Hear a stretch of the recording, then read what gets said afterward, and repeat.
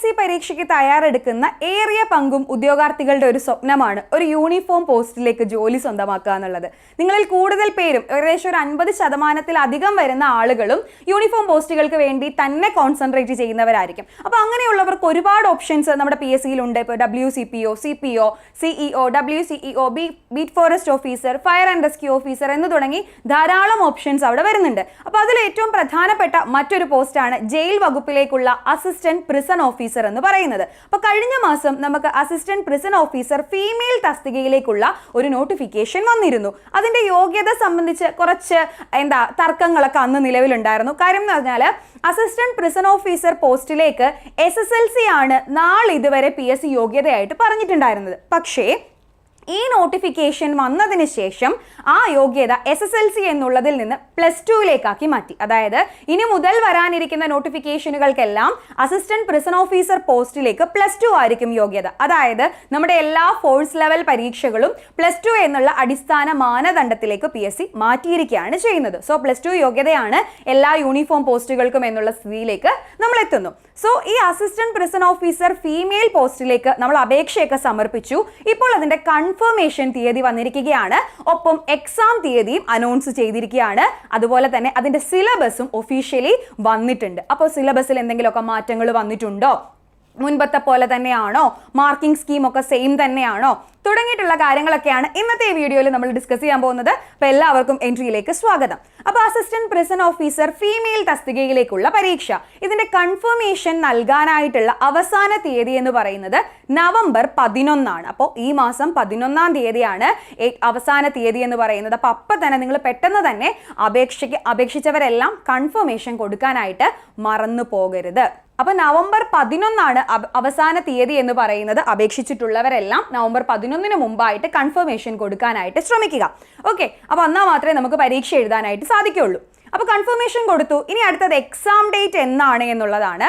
2026 ജനുവരി 24 assistant prison officer female പോസ്റ്റിലേക്കുള്ള പരീക്ഷയുടെ തീയതി എന്ന് പറയുന്നത്. അപ്പം ജനുവരി വരെ നമുക്ക് സമയമുണ്ട്. ഇനി ഏകദേശം ഒരു 2 മാസക്കാലം നമ്മുടെ കയ്യിൽ ഉണ്ട്. 2-2.5 മാസത്തോളം നമ്മുടെ കയ്യിൽ കിട്ടുന്നുണ്ട്. പഠിക്കാനും ഒരു അവസാനവട്ട പ്രിപ്പറേഷൻ ഒക്കെ ചെയ്യാനായിട്ട് വരുന്നുണ്ട്.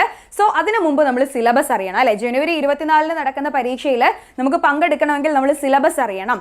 അപ്പോൾ അസിസ്റ്റന്റ് പ്രിസൺ ഓഫീസർ ഫീമെയിൽ പോസ്റ്റിലേക്കുള്ള സിലബസിന് മുൻപുണ്ടായിരുന്നതുമായിട്ട് വലിയ വ്യത്യാസങ്ങളൊന്നും തന്നെ PSC പറഞ്ഞിട്ടില്ല.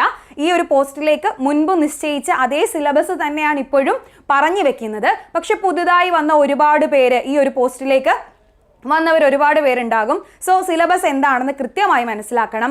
ഏതൊരു പരീക്ഷയ്ക്ക് വേണ്ടി നമ്മൾ പ്രിപ്പയർ ചെയ്യുന്നതിലും ആദ്യ ഘട്ടം എന്ന് പറയുന്നത് നോ യുവർ സിലബസ് എന്നുള്ളതാണ്. അതായത് സിലബസിനെ കൃത്യമായി മനസ്സിലാക്കുക. ഓരോ ലെവൽ പരീക്ഷകൾക്കും ഓരോ കാഠിന്യ നിലവാരത്തിലുള്ള ചോദ്യങ്ങളായിരിക്കും ചോദിക്കുന്നത്. അതുപോലെ തന്നെ അതിൽ നമ്മൾ ഫോക്കസ് ചെയ്യേണ്ട ടോപ്പിക്കുകളും വ്യത്യസ്തമായിരിക്കും. അതിൻ്റെ നിലവാരവും വ്യത്യസ്തമായിരിക്കും. ഡെപ്തും കുറേയൊക്കെ ഡിഫറൻസ് ഉണ്ടായിരിക്കും. സോ നമ്മൾ അങ്ങനെ തന്നെ സിലബസിനെ അറിഞ്ഞു വേണം പഠിക്കാനായിട്ട്. ശരിക്കും പറഞ്ഞാൽ ഒരു ഉദ്യോഗാർത്ഥി ആദ്യം ചെയ്യേണ്ടത് സിലബസിനെ ബൈഹാർട്ട് ചെയ്യുക എന്നുള്ളതാണ്. So assistant prison officer female പോസ്റ്റിലേക്കുള്ള എക്സാമിൻ്റെ സിലബസ് എങ്ങനെയാണ് എന്ന് നമുക്കൊന്ന് മനസ്സിലാക്കാം. സിലബസിന് പ്രധാനമായിട്ടും 6 ഭാഗങ്ങളാണുള്ളത്. നമുക്കറിയാം 100 മാർക്കിൻ്റെ 100 മൾട്ടിപ്പിൾ ചോയ്സ് ക്വസ്റ്റ്യൻസ് ആയിരിക്കും പരീക്ഷയ്ക്ക് ചോദിക്കുന്നത്. അതിൽ 6 ഭാഗങ്ങളായിട്ടാണ് നമ്മുടെ സിലബസിനെ നമ്മൾ തരംതിരിച്ചിരിക്കുന്നത്. ഒന്നാം ഭാഗം എന്ന് പറയുന്നത് GK ആണ്, പൊതുവിജ്ഞാനമാണ്. ഈ പൊതുവിജ്ഞാനത്തിൽ നിന്നും ഏകദേശം 40 മാർക്കിന്റെ ചോദ്യങ്ങളാണ് ഉണ്ടാവുക. ഈ പൊതുവിജ്ഞാനത്തിന് അകത്താണ് ഹിസ്റ്ററിയും ജോഗ്രഫിയും കോൺസ്റ്റിറ്റ്യൂഷനും നമ്മുടെ സയൻസ് സബ്ജക്റ്റുകളും ഒക്കെ വരുന്നത്. ഇവിടെയാണ് പൊതുവിജ്ഞാനത്തിലാണ് 40 മാർക്കിന്റെ ചോദ്യങ്ങളാണ് അവിടെ വരുന്നത്. ഇനി രണ്ടാം ഭാഗം എന്ന് പറയുന്നത് കറണ്ട് അഫയേഴ്സ് ആണ്. നമ്മൾ എപ്പോഴും പറയാറുണ്ട് ഇന്നത്തെ വാർത്തകൾ എന്ന് പറയുന്നത് നാളത്തെ ചോദ്യങ്ങളായിട്ട് മാറാനുള്ള സാധ്യത. സോ കറണ്ട് അഫയേഴ്സ് ആനുകാലിക വിവരങ്ങൾ ഒരു 10 മാർക്കിന് ചോദിക്കുന്നുണ്ട്. കറണ്ട് അഫയേഴ്സ് ഒരു 10 മാർക്കിന് വരുന്നുണ്ട്. ഇനി മൂന്നാം ഭാഗം എന്ന് പറയുന്നത് മാത്സ് ആൻഡ് മെന്റൽ എബിലിറ്റി ആണ്.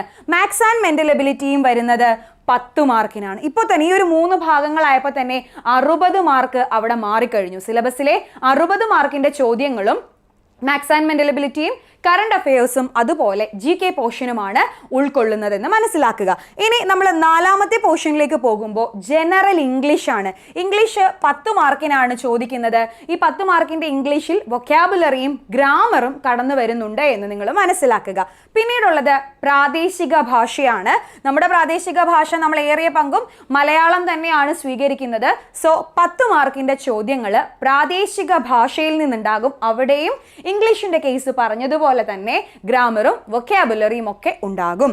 ഏറ്റവും ഒടുവിലാണ് സ്പെഷ്യൽ ടോപ്പിക്കുകൾ എന്ന് പറയുന്നത്. നമുക്കറിയാം ഈ ഫോഴ്സ് ലെവൽ പരീക്ഷകൾക്കൊക്കെ തന്നെയും 20 മാർക്കിന്റെ ചോദ്യങ്ങൾ, അവസാനത്തെ 20 മാർക്കിന്റെ ചോദ്യങ്ങൾ അത് ഏത് ഡിപ്പാർട്ട്മെന്റിലേക്കുള്ള പരീക്ഷയാണോ ആ തസ്തികയുമായി ബന്ധപ്പെട്ട ചില സ്പെഷ്യൽ ടോപ്പിക്കുകൾ ഉണ്ടായിരിക്കും. ഇപ്പോൾ ബീറ്റ് ഫോറസ്റ്റ് ഓഫീസർ എക്സാം ആണെന്നുണ്ടെങ്കിൽ വനം, വന്യജീവി സംരക്ഷണം തുടങ്ങിയിട്ടുള്ള ഒരു കാര്യങ്ങളുമായി ബന്ധപ്പെട്ട ചോദ്യങ്ങളായിരിക്കും. ഇപ്പോൾ ഫയർ ആൻഡ് റെസ്ക്യൂ ആണെന്നുണ്ടെങ്കിൽ അഗ്നിരക്ഷാസേന അല്ലെങ്കിൽ അതുമായി ബന്ധപ്പെട്ട കാര്യങ്ങളായിരിക്കും ചോദിക്കുന്നുണ്ടാവുക. നമ്മുടെ സിവിൽ പോലീസ് ഓഫീസർ ആണെന്നുണ്ടെങ്കിൽ BNS മുതലായിട്ടുള്ള കാര്യങ്ങളായിരിക്കും ചോദിക്കുന്നത്. അതുപോലെ തന്നെ നമ്മുടെ അസിസ്റ്റന്റ് പ്രിസൺ ഓഫീസർ പോസ്റ്റിലേക്കും 20 മാർക്കിന്റെ സ്പെഷ്യൽ ടോപ്പിക് വരുന്നുണ്ട്. ഇത് ജയിൽ വകുപ്പിലേക്ക് നടത്തുന്ന ഒരു പരീക്ഷ ആയതുകൊണ്ട് തന്നെ സ്പെഷ്യൽ ടോപ്പിക്കിൽ ഇൻക്ലൂഡ് ചെയ്തിട്ടുള്ളത് എന്താവാം?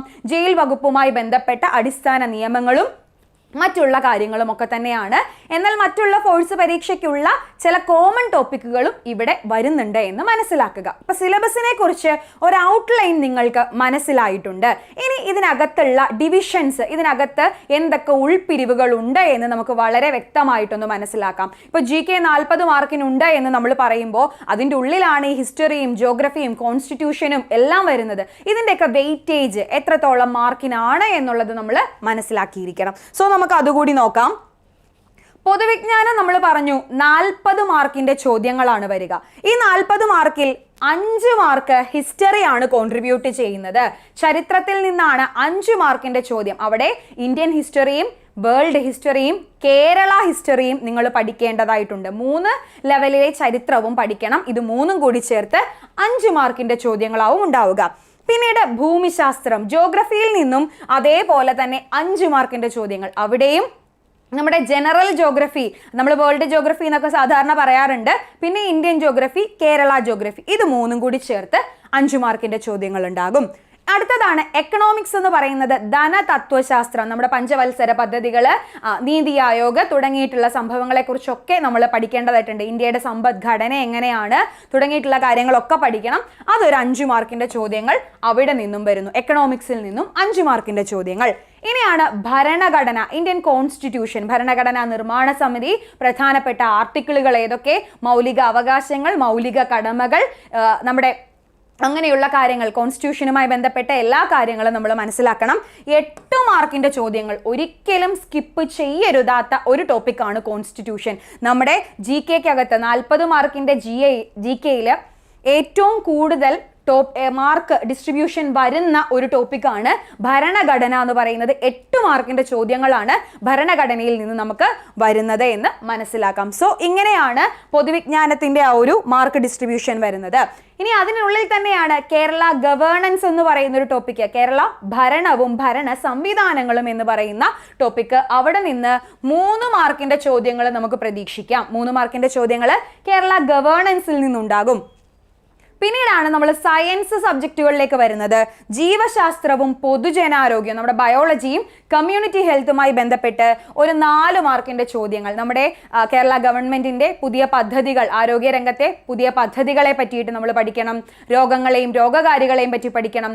വൈറ്റമിൻസും ഡെഫിഷ്യൻസി ഡിസീസുകളെ കുറിച്ച് പഠിക്കണം. മനുഷ്യ ശരീരത്തെക്കുറിച്ച് പഠിക്കണം. ഹോർമോണുകളെ പറ്റിയും എൻസൈമുകളെ പറ്റിയും പഠിക്കണം. നമ്മുടെ അവയവ വ്യവസ്ഥയെ പറ്റി പഠിക്കണം. അങ്ങനെ കുറെ കാര്യങ്ങൾ ഇവിടെ പഠിക്കാനുണ്ട്. അത് 4 മാർക്കിന്റെ ചോദ്യങ്ങളാണ് ബയോളജി ആൻഡ് കമ്മ്യൂണിറ്റി ഹെൽത്തിൽ നിന്ന് നമുക്ക് ചോദിക്കുന്നത്. അടുത്തത് ഭൗതിക ശാസ്ത്രം അഥവാ ഫിസിക്സ് ആണ്. ഫിസിക്സിൽ നിന്ന് 3 മാർക്കിന്റെ ചോദ്യങ്ങൾ. അവിടെ ഊർജം, ശബ്ദം, പ്രകാശം തുടങ്ങിയിട്ടുള്ള ഫിസിക്സിന്റെ ചലനം തുടങ്ങിയിട്ടുള്ള എല്ലാ ടോപ്പിക്കുകളും അവിടെ വരുന്നുണ്ട്. 3 മാർക്കിന്റെ ചോദ്യങ്ങളാണ് ഫിസിക്സിൽ നിന്ന് വരുന്നത്. ഇനി കെമിസ്ട്രിയിൽ നിന്നാണെങ്കിലും 3 മാർക്കാണ്. അവിടെയാണ് ആറ്റം, മോളിക്യൂൾ, അതുപോലെ രസതന്ത്രം, നിത്യജീവിതത്തിൽ ആസിഡുകൾ, ആൽക്കലികൾ, നമ്മുടെ പീരിയോഡിക് ടേബിൾ, ഇങ്ങനെയുള്ള കുറെ കാര്യങ്ങളൊക്കെ അവിടെ നമ്മൾ ഫോക്കസ് ചെയ്യേണ്ടതായിട്ട് വരുന്നു. 3 മാർക്കിന്റെ ചോദ്യങ്ങൾ കെമിസ്ട്രിയിലും ചോദിക്കുന്നുണ്ട്. അടുത്തത് കലാ, സാഹിത്യം, സംസ്കാരം, കായികം. ഈ 4 ഭാഗങ്ങളൂടെ ചേർത്തിട്ട് 4 മാർക്കിന്റെ ചോദ്യം വരുന്നതായിരിക്കും. പ്രധാനമായിട്ടും ഇവിടെ നിങ്ങൾ ശ്രദ്ധിക്കേണ്ടത്, ഇപ്പോൾ കലയാണെങ്കിൽ നമ്മുടെ കലാരൂപങ്ങൾ, യുനെസ്കോയുടെ പൈതൃക പട്ടികയിൽ ഇടം നേടിയ കലാരൂപങ്ങൾ, അങ്ങനെയുള്ള കാര്യങ്ങൾ, കലാകാരന്മാർ, അടുത്തിടെ അന്തരിച്ചുപോയ കലാകാരന്മാർ, അന്തരിച്ചുപോയ സാഹിത്യകാരന്മാർ, അടുത്ത കാലത്ത് വന്നിട്ടുള്ള ലിറ്റററി അവാർഡുകൾ, ഇങ്ങനെയുള്ള കാര്യങ്ങളൊക്കെ നിങ്ങളോട് നോക്കണം. സംസ്കാരത്തിൽ നമ്മുടെ ഉത്സവങ്ങളെ പറ്റിയിട്ട് കൂടുതൽ ഫോക്കസ് കൊടുക്കണം. പ്രത്യേകിച്ച് ഓണം, വള്ളംകളികൾ, ഇങ്ങനെയുള്ള കാര്യങ്ങളെ പറ്റി, തൃശ്ശൂർ പൂരം തുടങ്ങിയിട്ടുള്ള കാര്യങ്ങൾക്ക് കുറച്ച് ഇമ്പോർട്ടൻസ് കൊടുക്കുക. കായികത്തിലാകുമ്പോൾ ഓരോ രാജ്യങ്ങളും അവിടുത്തെ ദേശീയ വിനോദങ്ങളെക്കുറിച്ച്, ഗെയിംസുകളെ പറ്റി, കോമൺവെൽത്ത് ഗെയിംസ് അതുപോലുള്ള ഗെയിംസുകളെ പറ്റി പഠിക്കുക. ഇപ്പൊ നമുക്കറിയാം ഏഷ്യ കപ്പ് ഒക്കെ അങ്ങോട്ട് കഴിഞ്ഞിട്ടേ ഉള്ളൂ. അപ്പൊ അതിനായിട്ടൊക്കെ റിലേറ്റഡ് ആയിട്ടുള്ള ചോദ്യങ്ങളൊക്കെ മനസ്സിലാക്കി വെക്കുക. കായികം അങ്ങനെയാണ്, പ്രശസ്തരായിട്ടുള്ള കായിക താരങ്ങൾ അവരേത് മേഖലയുമായിട്ടാണ്, ഏത് സ്പോർട്സ് ഐറ്റവുമായിട്ടാണ് ബന്ധപ്പെട്ടിരിക്കുന്നത് തുടങ്ങിയിട്ടുള്ള കാര്യങ്ങളൊക്കെ ഇവിടെ നമ്മൾ ഡിസ്കസ് ചെയ്യണം. ഈ 4 ടോപ്പിക്കുകൾ കൂടി ചേർത്തിട്ട് 4 മാർക്കിന്റെ ചോദ്യങ്ങളാണ് ചോദിക്കുന്നുണ്ടാവുക. അപ്പോൾ അത്രയും കഴിയുമ്പോഴത്തേക്ക് നമ്മുടെ GK തീരുകയാണ്. അതായത് സയൻസ് സബ്ജക്റ്റുകളും ആർട്ട്, കൾച്ചർ, ലിറ്ററേച്ചർ, സ്പോർട്സും, history, geography, economics, constitution, Kerala governance, ഇതെല്ലാം കൂടി ചേരുന്നതാണ് 40 മാർക്കിന്റെ GK എന്ന് പറയുന്നത്. പിന്നീട് അടുത്ത ഭാഗം ആനുകാലികം. നമ്മൾ ഓൾറെഡി പറഞ്ഞു 10 മാർക്കിന്റെ ആനുകാലികം. കഴിഞ്ഞ 2 വർഷത്തെ ആനുകാലികങ്ങളൊക്കെ നിങ്ങൾക്ക് ധാരണ ഉണ്ടാകണം. അതിനു മുൻപുള്ളത് ജസ്റ്റ് ഒന്ന് വായിച്ചു വെക്കുക. PSC ബുള്ളറ്റിനൊക്കെ നിങ്ങൾക്ക് ആനുകാലികങ്ങൾ പഠിക്കാൻ ഒരു സ്രോതസ്സായിട്ട് എടുക്കാവുന്നതാണ്. പിന്നെ മാത്സ് ആൻഡ് മെന്റൽ എബിലിറ്റി ആണ്. മാത്സും മെന്റൽ എബിലിറ്റിയും പഠിക്കുമ്പോൾ നിങ്ങൾ ആദ്യം ശ്രദ്ധിക്കേണ്ടത് സ്പീഡ് ടെസ്റ്റ് ആണ്. എത്രത്തോളം വേഗത്തിൽ നിങ്ങൾക്ക് കണക്ക് ചെയ്തു പോകാൻ പറ്റുന്നുണ്ട്, പ്രോബ്ലംസിനെ ക്ലിയർ ചെയ്യാൻ പറ്റുന്നുണ്ട് എന്നുള്ളത് നോക്കുക. നമ്മുടെ പരീക്ഷാ ഹാളിൽ നമ്മുടെ സമയത്തെ കൊല്ലുന്ന സംഭവം എന്ന് പറയുന്നത് മാത്സിലെ ചോദ്യങ്ങളാണ്. സോ സ്പീഡ് ടെസ്റ്റ് നന്നായിട്ട് തന്നെ ചെയ്യുക. ഏറ്റവും കൂടുതൽ പ്രാക്ടീസ് ചെയ്തുകൊണ്ടേയിരിക്കുക കണക്കിലെ ചോദ്യങ്ങൾ. 10 മാർക്കിന്റെ ചോദ്യങ്ങളാണ് മാത്സ് ആൻഡ് മെന്റൽ എബിലിറ്റിയിൽ നിന്ന് വരുന്നത്. അതിൽ മാത്സ് സിമ്പിൾ അരിത്തമെറ്റിക്, നമ്മുടെ ഒരു 10ാം ക്ലാസ് ലെവലിൽ നിൽക്കുന്ന മാത്സ് ആയിരിക്കും ചോദിക്കുന്നത്. അത് 5 മാർക്കിനും, മെന്റൽ എബിലിറ്റി, റീസണിങ് എന്ന് പറയുന്നത് 5 മാർക്കിന്, അങ്ങനെ മുഴുവൻ 10 മാർക്കിനായിരിക്കും ചോദ്യങ്ങൾ ഉണ്ടാവുക. ഇനി അടുത്ത പോർഷൻ എന്ന് പറയുന്നത് ജനറൽ ഇംഗ്ലീഷ് ആണ്. ഇംഗ്ലീഷും 10 മാർക്കിനാണ്.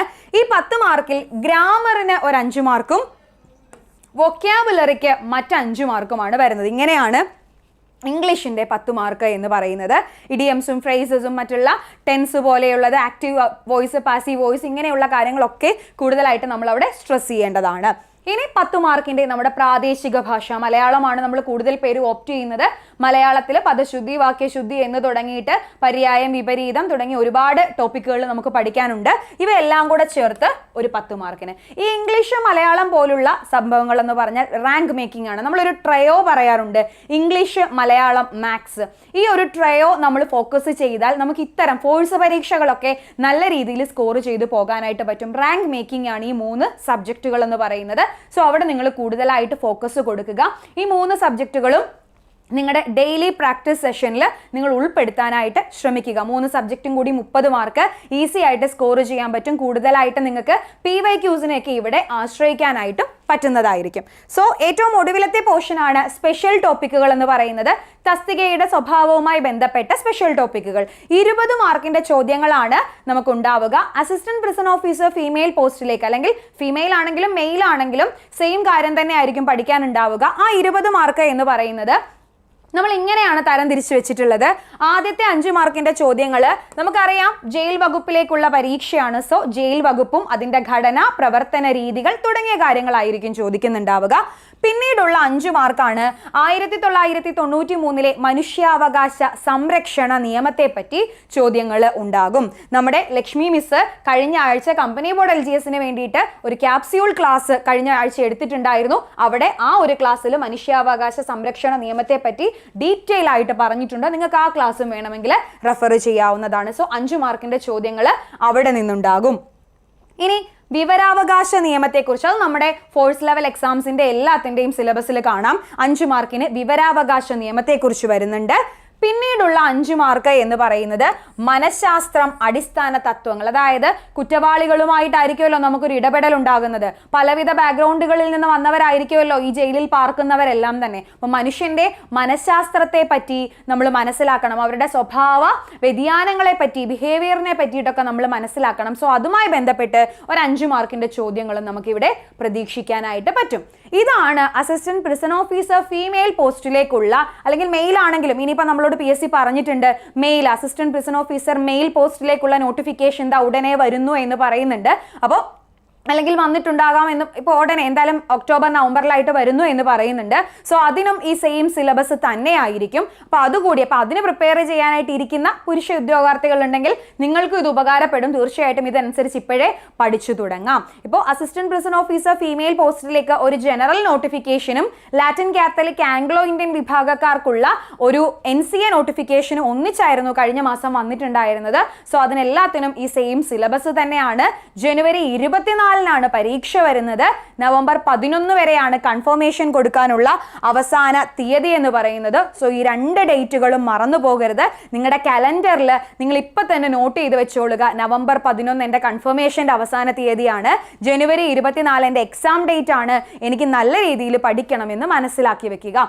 ഇവിടെ ഒരു ആഡഡ് അഡ്വാൻറ്റേജ് എന്താണെന്ന് ചോദിച്ചു കഴിഞ്ഞാൽ, ഡിസംബറിൽ നമുക്കൊരു ബീറ്റ് ഫോറസ്റ്റ് ഓഫീസർ പരീക്ഷയും ഒരു ഫയർ ആൻഡ് റെസ്ക്യൂ ഓഫീസർ പരീക്ഷയും ഓൾറെഡി PSC പറഞ്ഞു വെച്ചിട്ടുണ്ട്. ഡിസംബർ 6-നും 20-നും. ഈ പരീക്ഷകൾക്ക് പ്രിപ്പയർ ചെയ്യുന്നവർക്കും ഈ ഒരു സിലബസ് ഉപകാരപ്രദമാണ്. കാര്യം എന്ന് വെച്ചാൽ എല്ലാ ഫോഴ്സ് ലെവൽ പരീക്ഷകൾക്കും 80 മാർക്കിന്റെ ചോദ്യങ്ങൾ സെയിം ആണ്, അല്ലെങ്കിൽ അതിന്റെ സിലബസ് സെയിം ആണ്, മാർക്ക് ഡിസ്ട്രിബ്യൂഷനും സെയിം ആണ്.